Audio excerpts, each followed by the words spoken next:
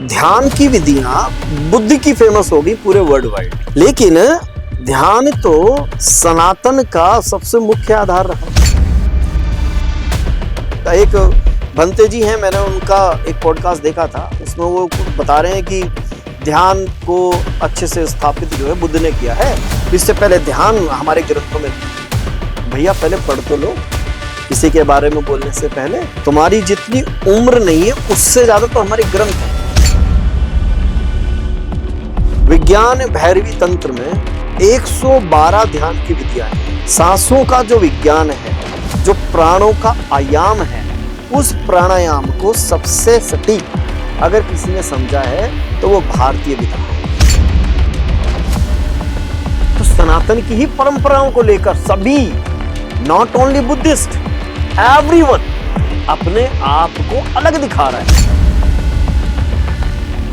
महाराज जी, बुद्ध ने 10 क्वेश्चन पूछने के लिए मना किया था, तो वो क्वेश्चन क्या थे और ऐसा उन्होंने क्यों किया? मतलब जो बौद्ध होते हैं उनके पास तो हर सवालों का जवाब होता है। कारण है, ये क्वेश्चन है पीएचडी के। तुमने अभी पढ़ा नहीं काखा गा दी, तो उससे तुम क्या करोगे? तुम सिर्फ दिमाग खराब करोगे, कुतर्क करोगे। क्या बुद्धिस्ट लोगों में अंधविश्वास होता है?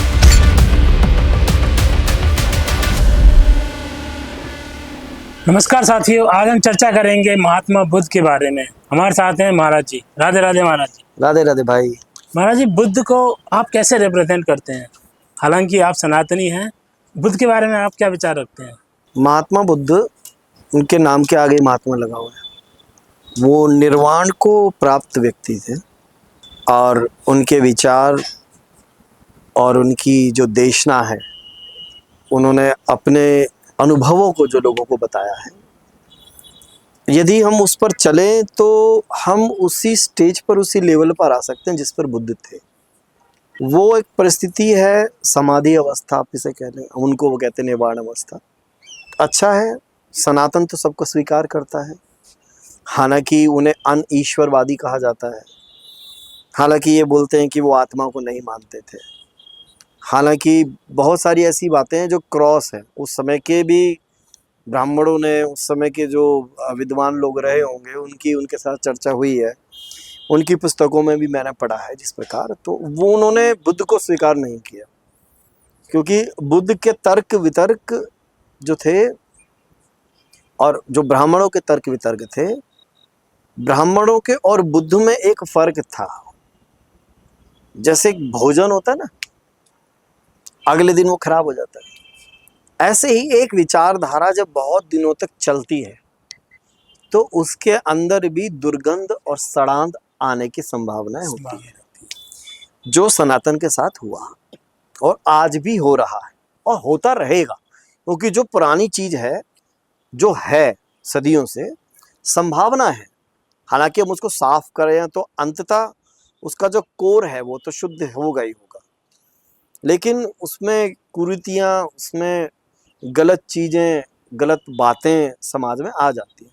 तो बुद्ध के समय में देखो, एक और मैं इसमें बात पॉइंट करना चाहूंगा कि प्रकृति बहुत समझदार है, अपने आप नियमन करती है, अपने आप बैलेंस करती है। उस समय किसी ऐसे व्यक्ति की जरूरत थी जो इन प्रपंचों से हटाए, जो मूर्ति पूजा थी, जो ब्राह्मणवाद था जिसे कहते हैं। हालांकि मेरे अनुसार ब्राह्मणवाद नाम की कोई चीज नहीं है, परंतु शब्द के अनुसार अगर हम कहें तो उस समय इस प्रकार की चीजें थी जो धर्म से लोगों को च्युत कर रही थी, हटा रही थी। तो उस समय एक ऐसी चेतना की, एक ऐसे व्यक्ति की आवश्यकता थी जो इतना सामर्थ्य रखता हो कि वो आकर पुराने सिद्धांतों को हटाए और नए सिद्धांत आए। तो जिस प्रकार अभी वसंत ऋतु चल रही है, वसंत ऋतु में भी क्या होता है, नए पुष्प पल्लवित हो रहे हैं, खिल रहे हैं। तो जो बुद्ध जैसे व्यक्ति हैं, लाइक शंकराचार्य के समय भी यही था। आदि शंकराचार्य जी जब आए तो उस समय में धर्म जो है वो विक्षिप्त अवस्था में पहुंच गया था। जो धर्म नहीं रह के फालतू की बातों का आवरण लेके चल रहे थे, कांड बन गया था। हाँ। तो शंकराचार्य जी ने भी आके क्या किया, उसका जो मूर्त रूप है, जो ओरिजिनल टेस्ट है, जो उसकी ओरिजिनल धारणाएं हैं, जो फालतू की बातें थी उनको हटाई। तो प्रकृति समय समय पर ऐसे पॉलिश करने वाले, समय समय पर समाज को दिशा देने वाले व्यक्तियों को उदित करती रहती है। उन्हीं व्यक्तियों के उदित की श्रृंखला में मैं महात्मा बुद्ध को भी मानता हूँ। उस समय उनकी जरूरत थी, उस समय हालात बहुत खराब थे, हर चीज की अति थी। तो महात्मा बुद्ध ने आकर समाज को नई दिशा दी, नए तरीके से लोगों को प्रज्वलित किया, उनके भीतर की अग्नि को, और कहा अप दीपो भवा। ये मुझे बहुत अच्छा लगता है। इसलिए महात्मा बुद्ध को मैं इस नज़रिए से देखता हूँ कि प्रकृति ने अपना बैलेंस करने के लिए जिस प्रकार शंकराचार्य जी को भेजा, जिस प्रकार आज़ादी के समय में भगत सिंह जी को भेजा, एक टाइम होता है ना, लाला लाजपत राय उस समय आ रहे हैं, चंद्रशेखर उस समय आ रहे हैं, उसी समय भगत सिंह आ रहे हैं, उसी समय और क्रांतिकारी आ रहे हैं, वो आज नहीं है। तो प्रकृति अपना बैलेंस करती है, उसी बैलेंस की श्रृंखला में महात्मा बुद्ध भी एक कड़ी है। बुद्ध ने जो ध्यान की विधि दी थी, विपस्सना या अनापसति योग, ये सनातन से ही प्रेरित है क्या महाराज जी? देखो, इस पृथ्वी पर कहीं भी कोई मेडिटेशन की, ध्यान की, कर्मकांड की, भगवान की, गॉड की, एग्जिस्टेंस की, अस्तित्व की, प्रकृति की, पृथ्वी की, निर्गुण की, साकार की, आत्मा की, परमात्मा की, जहां भी बात होगी, कहीं भी बात हो, उसका मूल स्रोत सनातन है। जैसे पृथ्वी है ना, पृथ्वी, इस पे अलग अलग पुष्प हैं, अलग अलग वृक्ष हैं, अलग अलग तरह के पेड़ पौधे हैं, लेकिन सबका आधार क्या है? पृथ्वी। वो उसी पर पल्लवित होते हैं, उसी पर खिलते हैं। सनातन एक ऐसी भूमि है जिस पर कभी भी इस प्रकार के प्रश्नों का, यदि कहीं भी कोई फूल खिलेगा, इस प्रकार के प्रश्न का कहीं भी कोई दिया जलेगा, तो वो सनातन की पृष्ठभूमि से ही आएगा। ये बात आप समझ लें। तो क्वेश्चन क्या पूछा था आपने, दोबारा बताएं। महाराज जी, जो बुद्ध थे उनकी ध्यान की विधियां दी थी उन्होंने हाँ, कुछ। अब ध्यान की विधियां बुद्ध की फेमस होगी पूरे वर्ल्ड वाइड, लेकिन ध्यान तो सनातन का सबसे मुख्य आधार रहा। फर्क सिर्फ इतना है कि जो दूसरी कंट्रीज हैं जिन्होंने बुद्ध को जल्दी स्वीकार किया, वो इसलिए किया क्योंकि उन्हें वो बात जल्दी समझ आ गई। उसके लिए किसी पात्रता, किसी योग्यता की जरूरत नहीं थी। तो ध्यान की जो विधियां थी, लेकिन अगर हम अपने सनातन की बात करें, विज्ञान भैरवी तंत्र में 112 ध्यान की विधियां हैं। अच्छा, ध्यान आप चलो महात्मा बुद्ध के भी ध्यान की अगर आप बात करें, हर ध्यान सांसों पर आकर ही केंद्रित होगा। सनातन में योग की जो विधा है, जो योग में प्राणायाम की चर्चा है, कुंभक है, रेचक है, पूरक है, इवन कोई भी अगर आप आसन करते हैं तो आसन करते समय आपको सांस खींचनी है और आसन छोड़ते समय सांस छोड़नी है। सांसों का जो विज्ञान है, जो प्राणों का आयाम है, उस प्राणायाम को सबसे सटीक अगर किसी ने समझा है तो वो भारतीय विधा है, भारतीय योग परंपरा है, जिसने विज्ञान में प्राणायाम को समझा। और हमारे किसी भी पूजन में प्राणायाम मुख्य अंग होता है। जब हवन करने भी बैठाते हैं ना, तो उस समय भी प्राणायाम करवाया जाता है। तो आप ये कैसे कह सकते हैं कि बुद्ध ने ही प्राणायाम को या बुद्ध ने ही ध्यान को आगे समाज में फैलाया?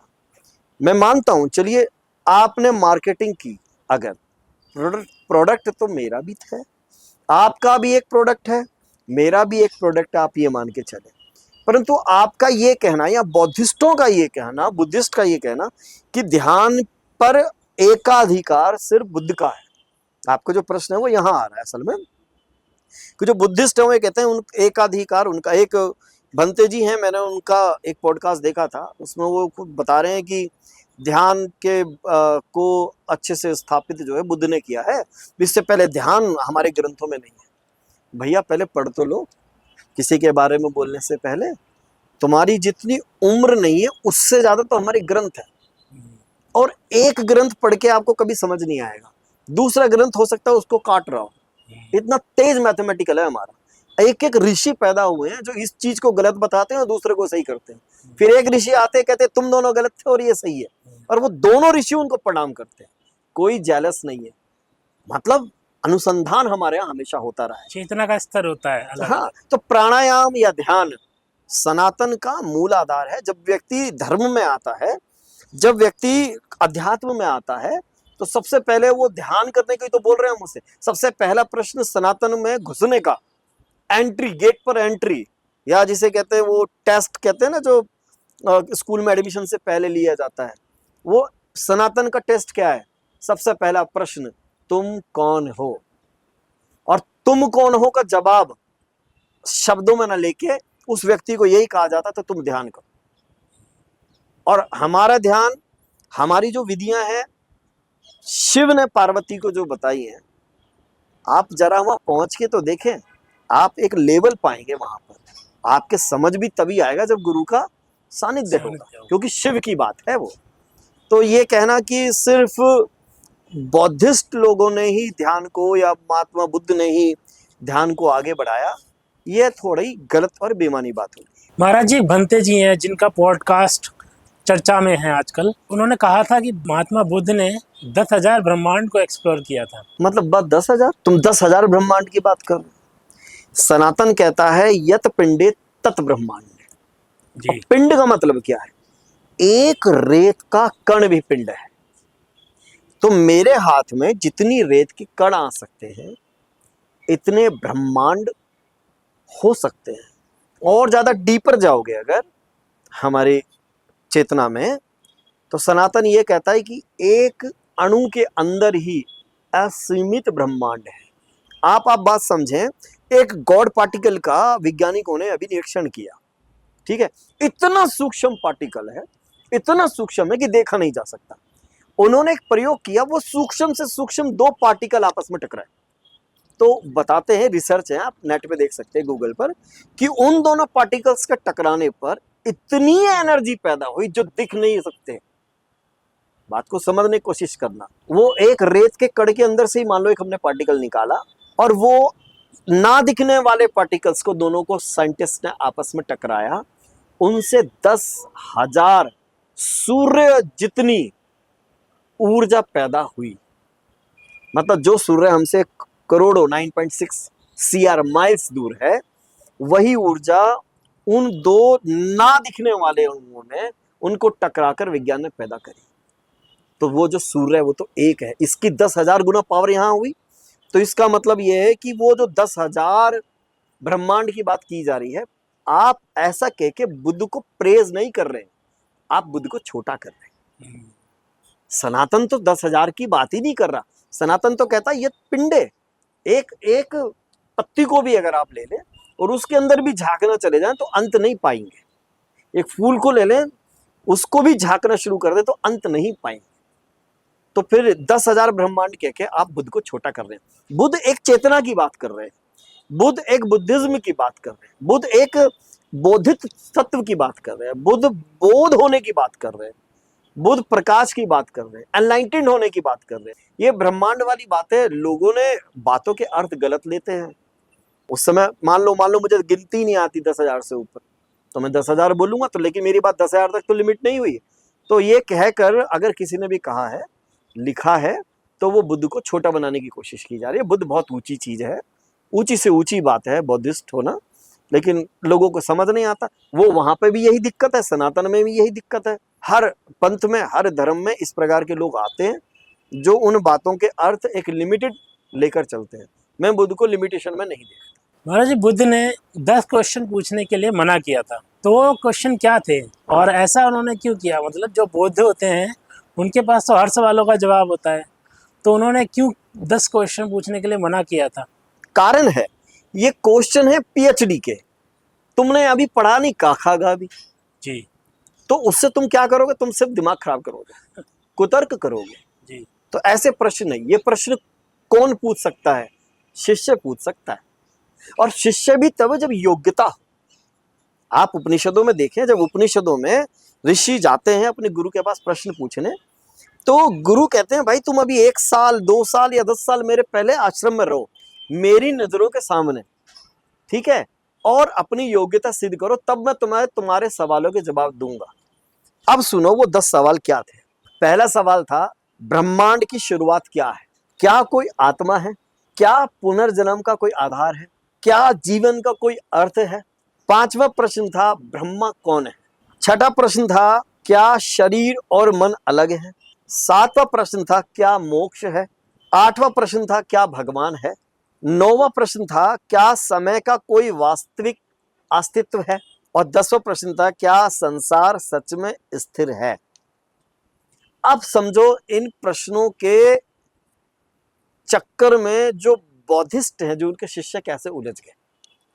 ये सवाल में इनके जवाब ना देने का मतलब क्या ये है कि बुद्ध ईश्वर की सत्ता को, ब्रह्म की सत्ता को, समय की सत्ता को, जीवन मृत्यु की सत्ता को, पुनर्जन्म की सत्ता को नकार रहे हैं।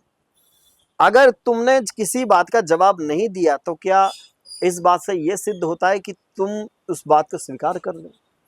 नहीं, ये हो सकता है इस बात का आप इंतजार कर रहे हो कि आप उस योग्य हो जाए तब आपको जवाब दिया जाए।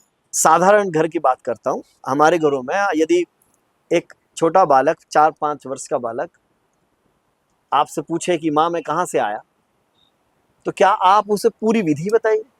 तो आप उसे क्या जवाब देके चुप कर देंगे उस समय? क्योंकि आप जानते हैं समय इसका जवाब इसे दे देगा। कुछ प्रश्न ऐसे होते हैं जिनकी चर्चा जरूरी है भी और जरूरी नहीं भी। यदि हमें लगता है जरूरी नहीं तो हम उसे क्या बोलते हैं, बेटा हम तुम अस्पताल से लाए थे। हालांकि बड़े होने पर हम उसे उस प्रश्न का उत्तर दे सकते हैं। अन्यथा बड़े होने पर 9th क्लास में उसे रिप्रोडक्शन सिस्टम जब समझाया जाएगा तो उसे सारा सिस्टम समझ आ जाएगा कि मैं गर्भ में कैसे आया और मैं इस दुनिया में कैसे आया।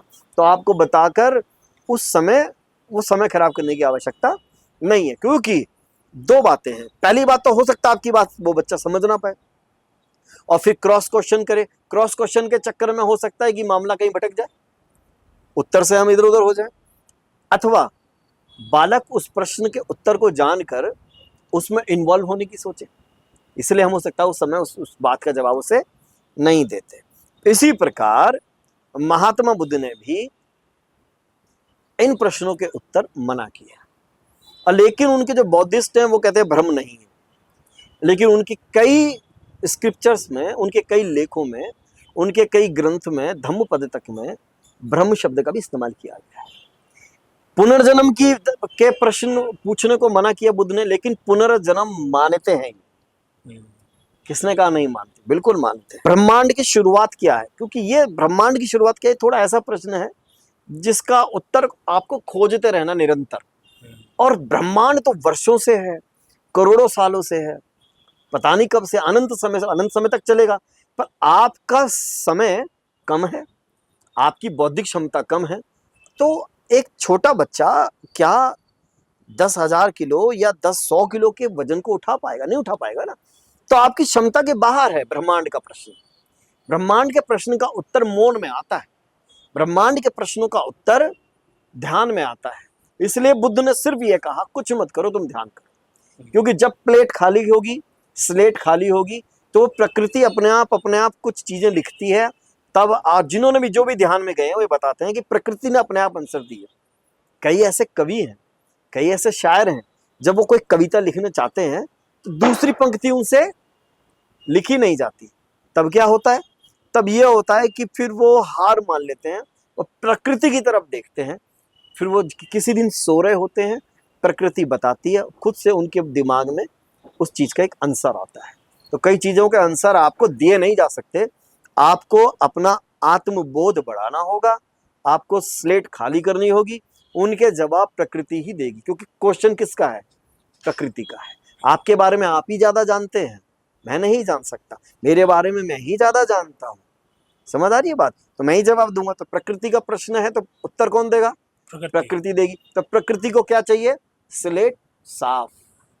वो ऐसी टीचर है कि जब वो क्लासरूम में आती है वो चाहती है कि ये स्लेट बिल्कुल साफ हो, ब्लैक बोर्ड साफ हो और वो आंसर लिख के चली जाए और बच्चे उस आंसर को समझ लें। जैसे वेस्ट में गॉड का कॉन्सेप्ट है।